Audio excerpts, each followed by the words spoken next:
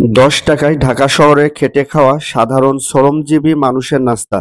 খুব সকালে ঢাকা শহরে প্রতিটা রাস্তার মোড়ে মোড়ে অলিতে গলিতে দেখা যায় এরকম ভ্রাম্যমাণ নাস্তার দোকান। ১০ টাকা থেকে শুরু হয় নাস্তা বেচাকেনা। বড় বড় পরোটা থাকে তাদের কাছে, সেখান থেকে ১০ টাকার পরিমাণ মতো অংশ ছিঁড়ে ডাল ভাজি অথবা সুজির হালুয়া দিয়ে দেওয়া হয় এই নাস্তা। পানির ব্যবস্থাও থাকে পর্যাপ্ত পরিমাণে তাদের কাছে।